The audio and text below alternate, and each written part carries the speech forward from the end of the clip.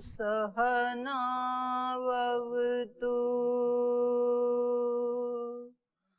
सहनौ भुनक्तु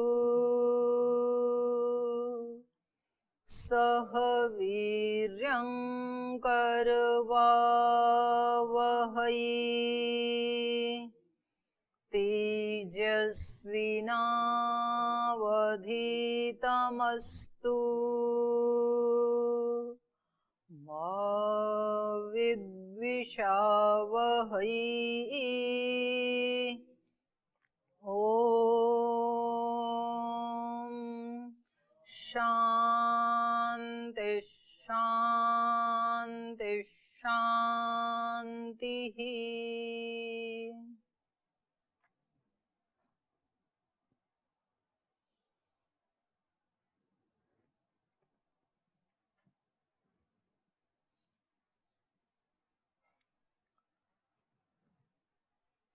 16वें अध्याय के 23 नंबर श्लोक में इन्होंने लास्ट में बताया था,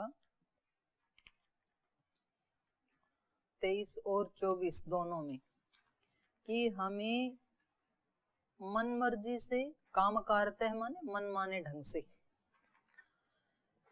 जो शास्त्र विधि को छोड़ करके मन माने ढंग से कार्य करता है, यह शास्त्र विधि मुत्सृज्य काम कारता वर्तते स न सिद्धिम अवाप्नोति, उसको कभी सिद्धि की प्राप्ति नहीं होती है। न सुखम न परागतिम, न कभी उसको सुख मिल सकता है और न कभी परागति तो मिल ही नहीं सकती है। तो हमें मनमाने ढंग से जब हम कार्य करते हैं ना, तो हमारी इंद्रियों को तो तृप्त कर सकते हैं हम, लेकिन जो आत्मा का सुख है वो प्राप्त नहीं होता है। वो तो तभी होता है जब हम शास्त्राज्ञा के अनुसार कार्य करते हैं, वेदाज्ञा के अनुसार, शास्त्र विधि के अनुसार, उसको छोड़ करके नहीं। और फिर इसलिए अगले ही श्लोक में बताया कि काम कैसे करने चाहिए। शास्त्र प्रमाणम तस्मात् शास्त्र प्रमाणम ते कार्य अकार्य व्यवस्थितो, क्या करना है क्या नहीं करना है, कार्य और अकार्य की जो व्यवस्था है उसको जान करके, ज्ञात्वा शास्त्र विधीन उक्तम कर्म कर्तुम इह अर्हसि, क्या करना है क्या नहीं करना है ये शास्त्र से जान करके, और फिर यहाँ पर हमें व्यवहार आचरण करना चाहिए। तो ये जितने जितने ये शब्द, ये जो शब्द कहे हैं, ये हमें अपने ऊपर लागू करने होते हैं, दूसरे के ऊपर नहीं। नहीं तो व्यक्ति इसको पढ़ करके और फिर इसको लागू कहाँ करता है, दूसरे पे करता है। कहता देखो ये आचार्य हैं और ये इनको जैसे करना चाहिए वैसे तो ये करते ही नहीं है, ये सन्यासी हैं ये तो वैसा आचरण करते ही नहीं है जैसे इनको करना चाहिए। क्या ये वेद की आज्ञा, शास्त्र की आज्ञा थोड़ी है कि ये ऐसे करें। तो हम वेद की या शास्त्र की आज्ञा को कहाँ घटित होते हुए देखना चाहते हैं, दूसरों के ऊपर। ये श्लोक दूसरों के लिए नहीं है, ये कह रहे हैं कि दूसरे शास्त्र विधि के अनुसार कर्म ना भी करें तो भी मुझे शास्त्र विधि के अनुसार ही कर्म करना है। दूसरे मेरे साथ ठीक से व्यवहार ना भी करें तो भी मुझे ठीक से व्यवहार करना है। क्यों करना है? क्योंकि मेरा लक्ष्य वही है, मैं तो आया ही उसी के लिए हूँ, मेरा उद्देश्य ही वही है। तो मुझे तो अपने लक्ष्य को प्राप्त करने के लिए कर्म करना है ना, तो इसलिए मुझे दूसरों को नहीं देखना, छोटे वालों को भी नहीं देखना, बड़े वालों को भी नहीं देखना। नहीं देखना इसका अभिप्राय ये कदापि नहीं है कि फिर चाहे मेरे आसपास गलत होता रहे, छोटे कुछ करते रहे बड़े कुछ करते रहे और मुझे तो इनको देखना ही नहीं, मुझे तो अपना करना है, मुझे क्या, ऐसे नहीं। उनको बताना है, उनको बताना है और हृदय पूर्वक बताना है, सद्भावना पूर्वक बताना है। और जब हम सद्भावना पूर्वक बताते हैं तो वो सुनते भी हैं, और जब हम मतलब एक इरिटेशन से युक्त होकर के बताते हैं तो वो फिर कान से तो सुन लेते हैं, हृदय में धारण नहीं करते हैं। और जब हम हृदय से बताते हैं तो वो उस पर विचार करते हैं कि हाँ ठीक है, ये मुझे करना चाहिए। और वो कुछ समय यदि ना भी छोड़ पाए स्वभाव या संस्कारों के प्रवाह के अनुसार, तो भी वो थोड़े दिन के बाद छोड़ देंगे, कोई बात नहीं। जरूरी नहीं है, हमने एक बार बताया हृदय पूर्वक और उन्होंने सुना भी हृदय पूर्वक और वो हटाना भी चाहते हैं, लेकिन कई बार क्या होता है, फिर भी उसको टाइम चाहिए होता है, लेकिन वो हटा देगा। तो हमें उनको बताना है, और यदि बड़े करें तो उनको निवेदन पूर्वक बताना है। छोटे करें अगर शास्त्र विधि को छोड़ गए तो प्रीति पूर्वक सद्भाव पूर्वक बताना है। बड़े करें तो उनको विनम्रता पूर्वक बताना है कि जी हमें ऐसे लगता है, पता नहीं मैं गलत भी हो सकता हूँ, तो मुझे ऐसे लगता है कि आप ऐसे करें तो हमें और ज्यादा आपसे प्रेरणा मिलेगी। लेकिन कहने का जो तरीका भी होता है ना, उसके ऊपर भी, इसलिए यहाँ वाणी के जो न्याय शास्त्र में 4 पुण्य बताई हैं, उसमें सत्यम हितम प्रियम, सत्य तो है लेकिन दोनों के लिए हितकारी भी होना चाहिए।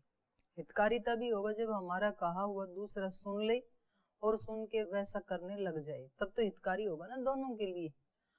तो सत्य तो है लेकिन हमने ऐसे तरीके से बोला कि ना तो उसने सुना, मतलब सुना तो भी वो नाराज हो गया, वो नाराज हो गया तो उसको नाराज करना तो हमारा प्रयोजन था ही नहीं। हमारा प्रयोजन तो था उससे वैसा करवाना, ना उसने वैसा किया, वो नाराज हो गया, नाराज हो गया तो हम और परेशान हो गए, तो हित दोनों का भी नहीं हुआ ना। तो सत्यम हितम प्रियम, उसको अच्छा भी लगना चाहिए कि कोई मेरी केयर कर रहा है, कोई तो है जो मुझे ऊपर उठा रहा है, तो उसको प्रिय लगना चाहिए वो। तो इस ढंग से अगर हम व्यवहार करें, इस तरह से यदि हम आगे बढ़ने के लिए प्रयास करें, तो फिर बहुत जल्दी हम शक्ति संपन्न हो सकते हैं। तो यहाँ फिर अर्जुन ने पूछा था कि जो शास्त्र विधि, ये शास्त्र विधि मुत्सृज यजन्ते श्रद्धयान्विता, जो शास्त्र विधि को छोड़ करके यजन करते हैं, यहाँ पर तो मुख्य रूप से यज्ञ की ही बात हो रही है। शास्त्र विधि वाला यज्ञ क्या है? शास्त्र विधि का यज्ञ है कि हम देवों की तृप्ति के लिए देवों को आहुतियां दें, और वो आहुति कैसे दें? श्रेष्ठतम पदार्थों से दें, घृत आदि शुद्ध हो, अशुद्ध ना हो। हाँ, नहीं तो आजकल बीच में एक फैशन चला, वो डालडा घी से दे दो, क्या चक्कर, जो हम डालडा खा रहे हैं तो देवता भी खाएं, ये ठीक नहीं है। कोई रिफाइंड ऑयल से देने लगे, हाँ नारियल के तेल से दे सकते हैं, वो शुद्ध है। तो आप देवता को जो दें वो शुद्ध सामग्री दें और शुद्ध भाव से दें, ये तो शास्त्र विधि हो गई। और शास्त्र विधि उत्सृज्य यजन्ते, शास्त्र विधि को छोड़ करके जो यजन करते हैं वो कौन है? वो असुर हैं। श्रद्धयान्विता, उनके लिए भी क्या कहा अर्जुन ने? श्रद्धा से अन्वित होकर के, जो ये तांत्रिक आदि हैं, ये जिन भूत प्रेत डाकिनी शाकिनी आदि को बुलाने के लिए, उसको खुश करने के लिए जो आहुतियां देते हैं ना, वो मांस मदिरा ऐसे दूषित पदार्थों की देते हैं। और भाव भी क्या होता है? दूषित होता है। किसी को मारण, उच्चाटन, सम्मोहन, ऐसे ऐसे उद्देश्य होते हैं कि उसका नाश करना है। तो श्रद्धा तो पूरी होती है उनकी, भूखे रहने पड़े तो भूखे भी रहते हैं, 5-10 घंटे लगातार यज्ञ करना हो तो वो भी करते हैं, कहीं गुफा आदि में, एकांत में, स्मशान आदि में जाकर के करते हैं। तो अपने कर्म के प्रति तो उनकी श्रद्धा है, भले वो आसुरी कर्म है, तो उनकी जो वो निष्ठा है, तेषाम निष्ठा तो का कृष्ण है। हे कृष्ण, वो निष्ठा कौन सी मानी जाएगी? वो सात्विक है निष्ठा, या राजसिक है, या तामसिक है, जो शास्त्र विधि को छोड़ करके कर्म करते हैं, यजन करते हैं।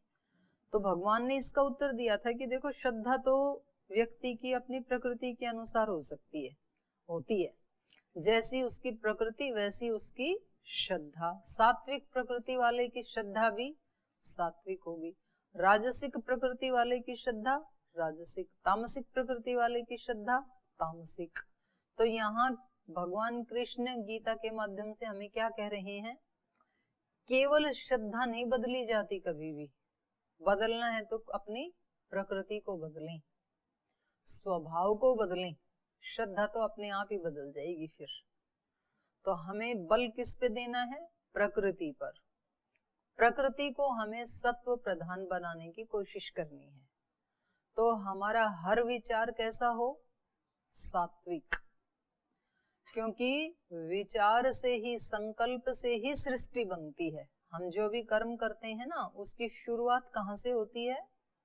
विचार से, संकल्प से। ये स्थूल सृष्टि भी जब ब्रह्मा ने बनाई तो उन्होंने सबसे पहले संकल्प किया। तो संकल्प से सृष्टि होती है। हम क्या विचार कर रहे हैं, बहुत ध्यान देने की जरूरत है। ये जैसा हमारा विचार होगा, हमारा विचार सात्विक, तो हमारे कर्म भी सात्विक, और फिर हमारे संस्कार भी सात्विक। उन संस्कारों से हमारा स्वभाव भी सात्विक। उस स्वभाव से फिर हम जो भी कर्म करेंगे वो हमारे कर्म भी सात्विक, और सात्विक कर्मों से हमारा कर्माशय सात्विक, और सात्विक कर्माशय से हम अपना भाग्य लिख रहे हैं तो हमारा भाग्य भी सात्विक, और सात्विक भाग्य का जो परिणाम है वो भी सात्विक। तो ऐसे ये एक दूसरे से कनेक्ट होकर के यात्रा चलती है मोक्ष पर्यंत। तो हमें हर पल ये कोशिश करनी है कि कोई भी राजसिक या तामसिक संकल्प और विचार मेरे मन में ना आए, क्योंकि विचार मूल है। सब चीजें बाहर सिखाई जाती हैं। सब बोलेंगे सात्विक खाओ, सब बोलेंगे सात्विक वाणी व्यवहार रखो, सात्विक आचरण रखो, सात्विक कपड़े पहनो, सात्विक स्थान को रखो। बाहर की सात्विकता पे सब बल देते हैं, लेकिन जो मन की सात्विकता, विचार के संकल्प की जो सात्विकता है, वो दूसरा नहीं करवा सकता। दूसरे को पता ही नहीं चलेगा ना हमारे अंदर कौन सा विचार चल रहा है, सात्विक चल रहा है कि राजसिक कि तामसिक। तो ये गीताकार हमें बता रहे हैं कि श्रद्धा हमारी वही होगी जैसी हमारी प्रकृति होगी। तो हमें हर पल, चाहे हम कुछ भी काम करते हैं, हिंसा अच्छी है कि अहिंसा अच्छी है? अहिंसा अच्छी है। तो हमारे सब कर्म कैसे होने चाहिए? अहिंसात्मक। और हिंसा मतलब किसी को ताड़ना देना, शरीर से, वाणी से, इंद्रियों से, मन से परेशान करना। तो जब एक डॉक्टर किसी के शरीर को काटता है तो ये हिंसा है कि नहीं है?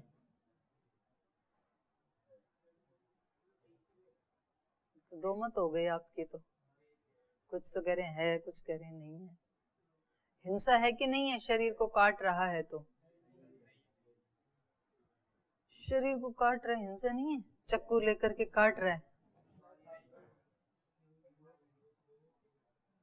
इस कर्म को कौन सी कोटि में लेंगे?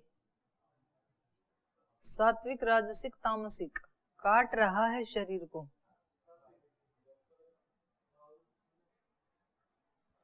कर्म कैसा है? ये कर्म की क्वालिटी कैसी है? अरे किसी के शरीर को काटना सात्विक होता है?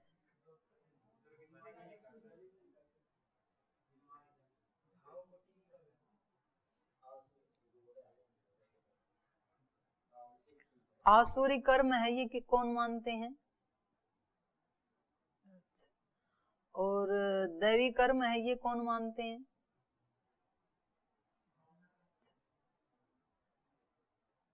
और बीच वाले आप क्या मानते हो? हैं? राजसिक। तो राजसिक और आसुरी तो एक ही बात है। अच्छा कर्म है कि बुरा कर्म है? अच्छा है ऐसे कितना मानते हैं? अच्छा, इसमें सब मानते हैं। बुरा है ऐसे कितने मानते हैं?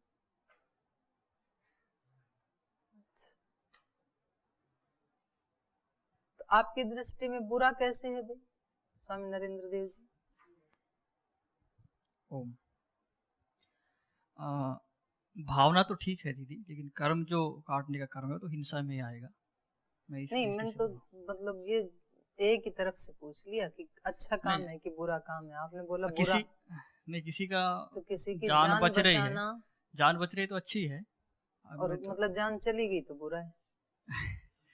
नहीं, मैं वो हिंसा की दृष्टि से बोला था, जैसे काट रहे हैं तो वो तो अच्छे कर्म नहीं है, लेकिन किसी का जान बच रहा है तो ठीक ही है। ऐसे थोड़ी होता है, एक ही टाइटल तो एक देना होता है, अच्छा या बुरा। तो जो डॉक्टर काम कर रहा है वो अच्छा है कि बुरा है? तो अच्छा है वो तो बाकी सब बोल रहे हैं अच्छा, आप कह रहे हैं कि नहीं बुरा है तो वो यद्यपि स्थूल दृष्टि से देखें तो शरीर को काट रहा है, लेकिन काटने के पीछे भी वो किसी को नया जीवन दे रहा है। तो इसलिए उस कर्म को किस श्रेणी का गिना जाएगा? उस श्रेणी को अच्छा ही गिना जाएगा। कौन सी श्रेणी का कर्म है वो? श्रेष्ठ श्रेणी का ही है, वो निकृष्ट श्रेणी का नहीं है।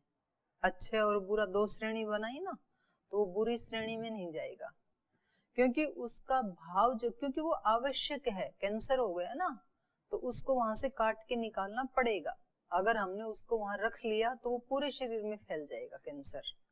जिस एरिया में रोगाणु आ गए उसको वहां से निकालना ही पड़ेगा, निकाल के डालना ही पड़ेगा, और फिर उसको सील देता है वो।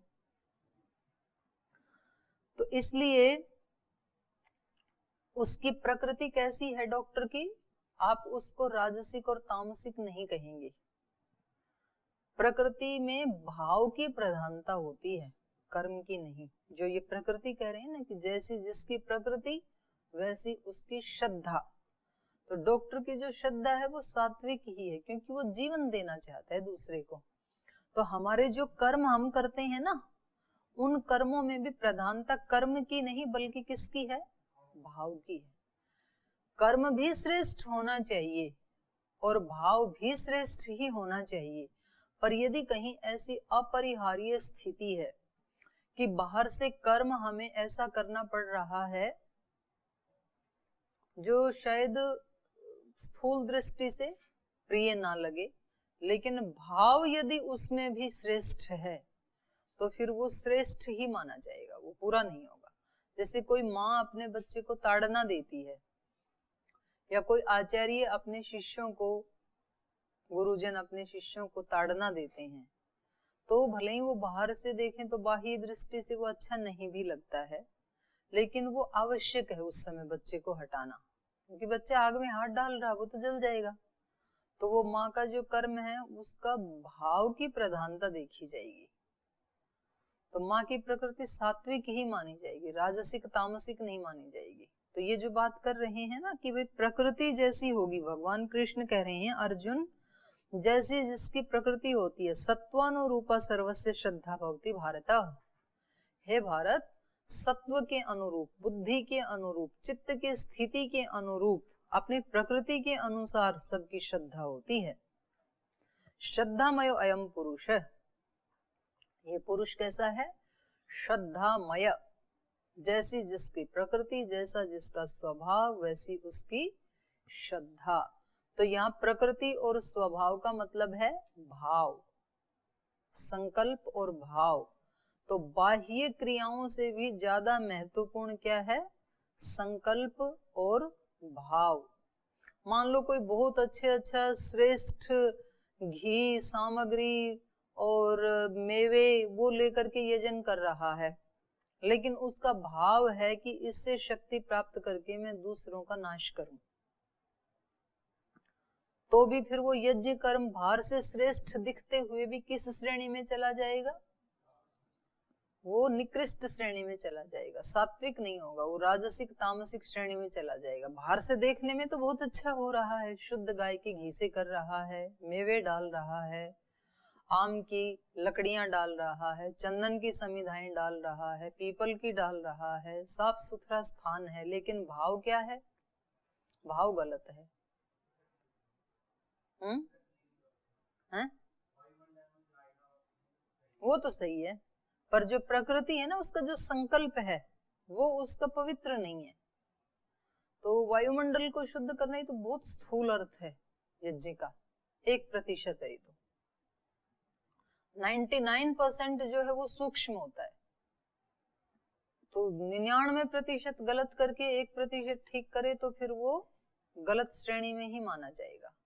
तो यहाँ जो ये प्रकृति की बात कर रहे हैं, तो प्रकृति हमारी किससे बनती है उस तरफ मैं ध्यान दिलाना चाह रही हूँ।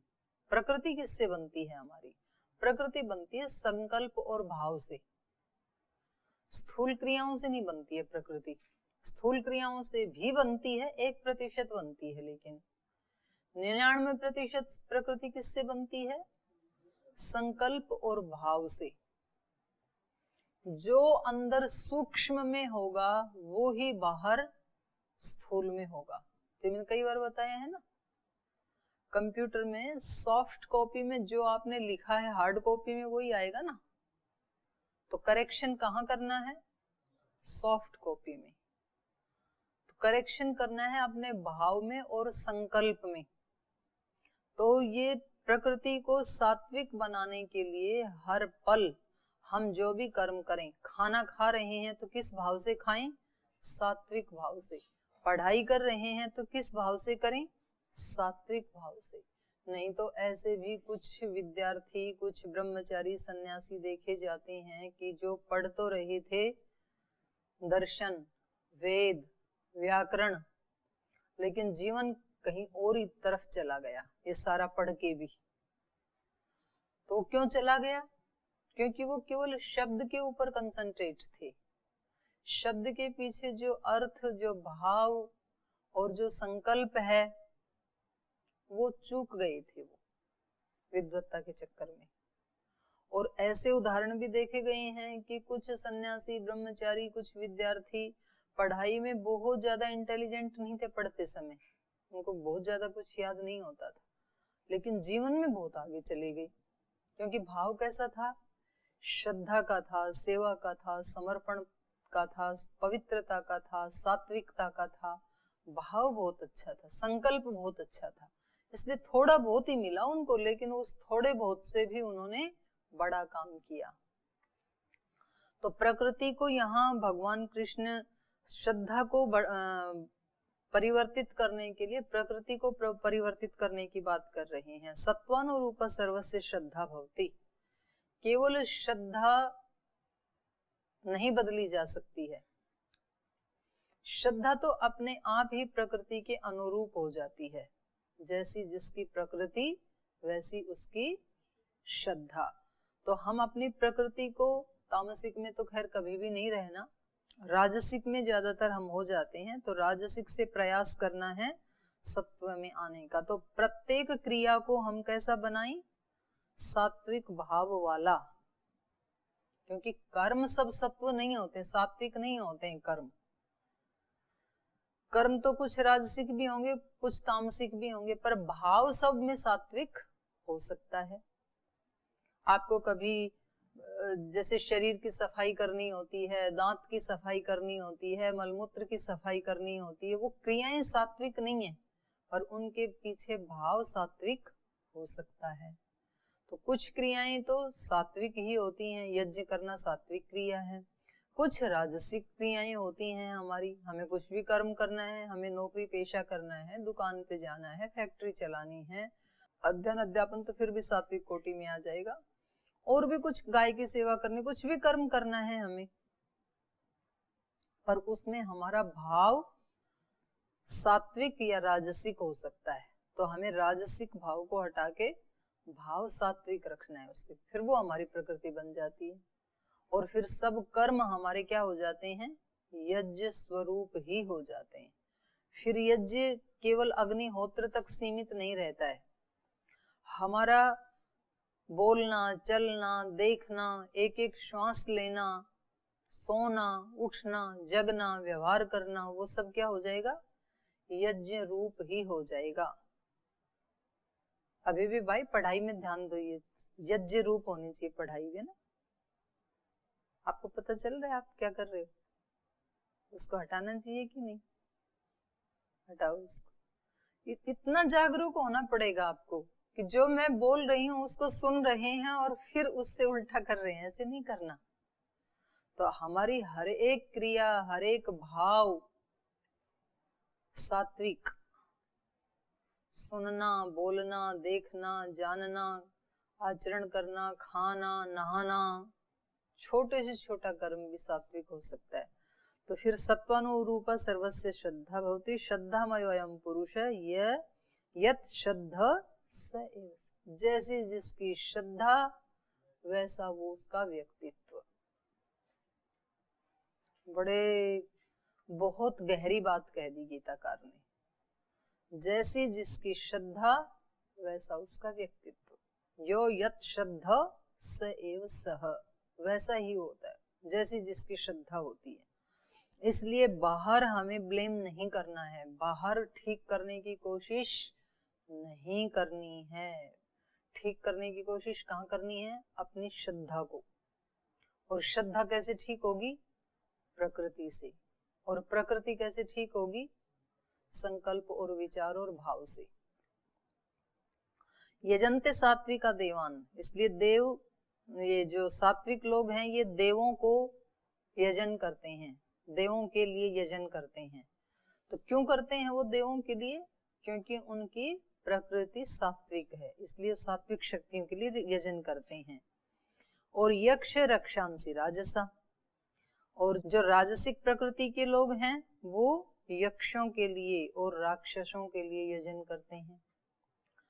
और जो तामसिक प्रकृति के हैं, तामसा जनाः प्रेतान भूत गणाश्च अन्य यजन्ते, जो शेष बच गए तामसिक प्रकृति के लोग, वो किसके लिए यजन करते हैं? भूत प्रेतों के लिए।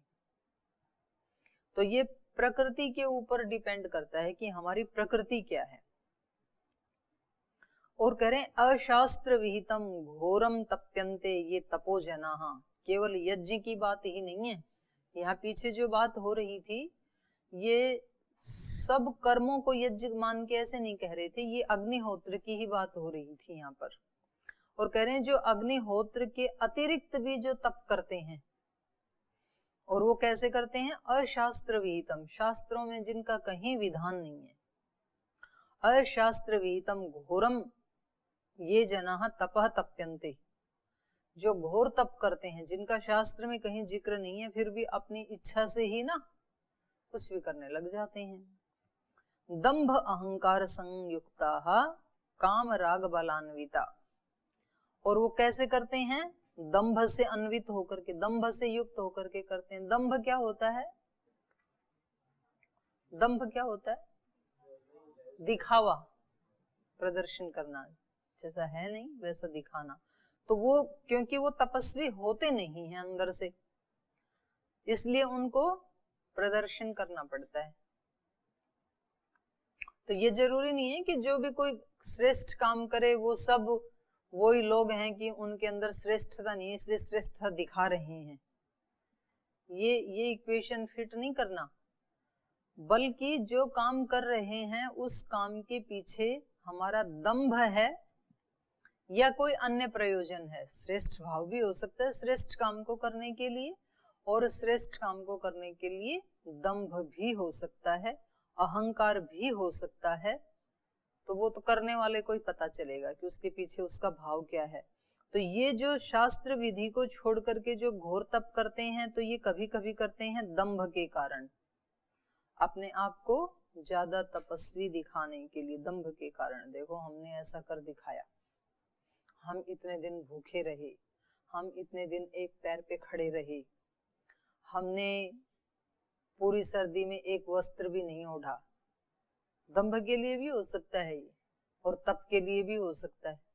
तो ये उस व्यक्ति को पता लगेगा, बाहर से क्रिया से नहीं पता लगेगा।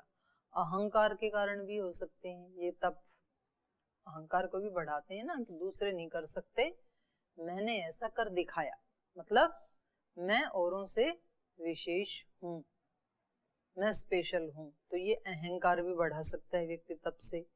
दंभ अहंकार संयुक्ता काम राग बलान्विता, और उसके पीछे कभी कुछ कामनाएं भी होती हैं कि मेरी ये कामना पूरी हो, इसके लिए मैं ऐसा करूंगा।